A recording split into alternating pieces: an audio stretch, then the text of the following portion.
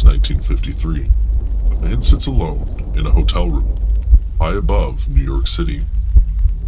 He's a scientist, respected, trusted, loyal. But tonight, he's terrified. Days later, his body will be found sprawled on the sidewalk outside the Statler Hotel. The official story? Suicide. The truth? He was part of a secret government program so disturbing even the CIA tried to erase it from history. This is The Truth Pursuit. I'm Veritas Knox, and tonight we uncover the hidden world of MKUltra. After World War II, fear ruled the world. The Cold War had begun. The US and the Soviet Union were locked in a psychological arms race. The Soviets tested new drugs, and the Chinese were accused of brainwashing American prisoners of war. The CIA, terrified of falling behind, decided to fight back in kind.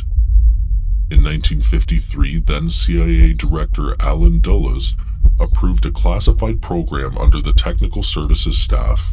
Its mission? To explore mind control, by any means necessary. That program was called MKUltra. The head of this secret project was Dr. Sidney Gottlieb, a chemist sometimes called the CIA's poisoner-in-chief. Under his direction, the agency experimented with hypnosis, sensory deprivation, and a brand new hallucinogenic drug, LSD.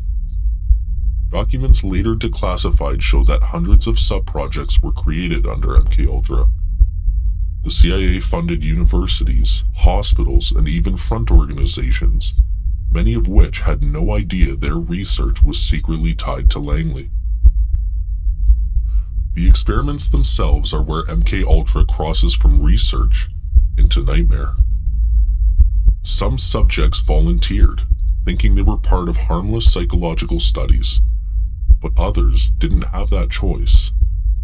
LSD was administered to military personnel, students, prisoners, and psychiatric patients, often without their knowledge or consent. In one case, the CIA set up safe houses in San Francisco and New York, codenamed Operation Midnight Climax. There, sex workers hired by the agency lured unsuspecting men who were secretly drugged and observed behind one-way mirrors. Even Frank Olson, the scientist from the beginning of this story, was one of MKUltra's own. A biochemist for the Army's Biological Warfare Division, he attended a CIA retreat in 1953, where he was unknowingly dosed with LSD. Days later, he fell, or was pushed, from his hotel window. For decades, his death was ruled a suicide, but a 1994 autopsy revealed signs of blunt force trauma before the fall. His family believes he was murdered, silenced for what he had seen. By the early 1950s, MKUltra began to unravel. Amid growing public distrust of government, investigative journalists and congressional hearings began to pull on threads. Then came 1973, the panic. As Watergate broke and scrutiny on intelligence agencies mounted, CIA Director Richard Helms ordered all MKUltra files destroyed. Tens of thousands of documents vanished. Only a few survived, a few that were misfiled in a budget archive, revealing just enough to confirm what had been done. In 1975, the Church Committee and the Rockefeller Commission publicly exposed MKUltra. Their findings shocked the nation. The CIA had violated its own charter, performing experiments on American citizens, sometimes to the point of psychological collapse. Even then, the agency refused to release the full truth. To this day, the total number of people affected by MKUltra remains unknown.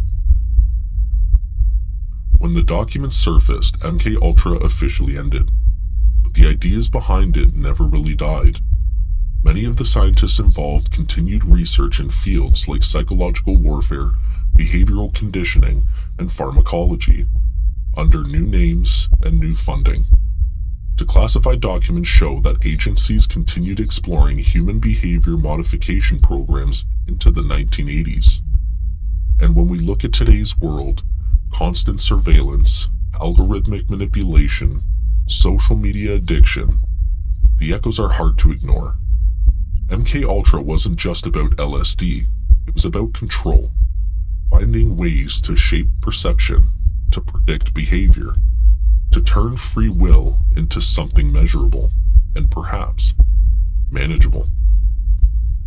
As one Senate report put, in 1977, the Central Intelligence Agencies drugged, hypnotized, and psychologically tortured individuals without their consent, in search of techniques to control the human mind.